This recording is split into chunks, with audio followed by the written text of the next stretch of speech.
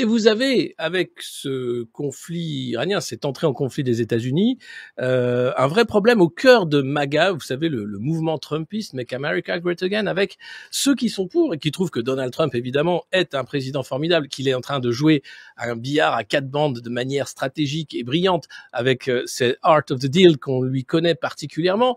Et puis, vous avez l'autre base MAGA qui est dit, mais attendez, moi, j'ai voté pour un président pacifiste qui n'entre pas en guerre. Mais un président américain, c'est pas pacifiste, et ça je l'ai rappelé à l'antenne du Monde Moderne systématiquement. Donald Trump n'est pas le Messie, Donald Trump c'est un président américain. Et que fait un président américain? Eh bien, il utilise tous les moyens en sa possession pour que coûte, et à n'importe quel prix, les États-Unis restent le pays numéro 1 partout dans le monde. Coûte, et à n'importe quel prix. Voilà la réalité.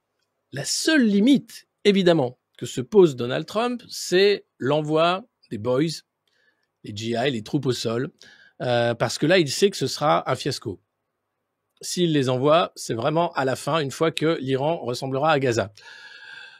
Le but n'est pas de transformer l'Iran en un champ de ruines, mais le but, clairement, dit par le tweet du président Trump, c'est le changement de régime. Ça y est, c'est officiel. Il faut faire tomber les mollahs pour mettre un régime qui sera amical envers Israël. C'est ce qui s'est passé en Syrie, avec la fuite de Bachar en quelques semaines, et Al-Shara qui a pris la tête du pays, avec, vous savez ce qui s'est passé, Daesh qui a fait un attentat dans une église à Damas. Il n'y avait pas eu d'attentat dans une église à Damas depuis des dizaines d'années sous Bachar. Donc voilà, ça commence, ça va évidemment déstabiliser davantage la région, mais dans le but de protéger Israël. Et comme l'Iran avait choisi comme ennemi les États-Unis, le grand Satan, et Israël, l'entité sioniste comme il l'appelle, évidemment, il fallait dégager le régime des mollahs. Méchants mollahs. Et si vous défendez les mollahs, attention, Sophie Aram va faire une blague sur vous. Une blague pas drôle qui vous dira que vous êtes maintenant des soutiens intégristes aux mollahs iraniens. Tout simplement parce que vous rappelez le droit international et que cette frappe des États-Unis sur le sol iranien, eh bien, déroge totalement au droit international, tout comme les crimes de guerre de Benjamin Netanyahou dans la bande de Gaza. Mais le droit international, vous allez me dire, tout le monde s'en fout. Bah non, pas tout le monde. Si tout le monde s'en foutait, ça commencerait à faire beaucoup. Tenez, regardez, le droit international, il est souvent rappelé, notamment vis-à-vis des Russes, qui souffrent de nombreuses sanctions parce qu'ils ont envoyé des chars en Ukraine.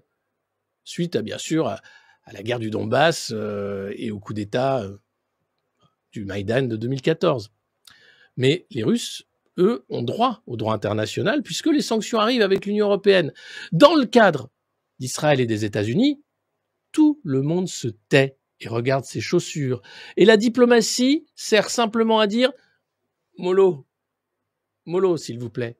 Un petit pas en arrière, ça c'est l'Union européenne. La désescalade, s'il vous plaît, ça c'est la France avec Jean-Noël Barrot qui s'est un peu réveillé et qui a rapatrié 160 Français depuis Israël avec des avions cargo militaires. Mais on voit bien que c'est une blague. Le droit international, tout le monde s'en fout.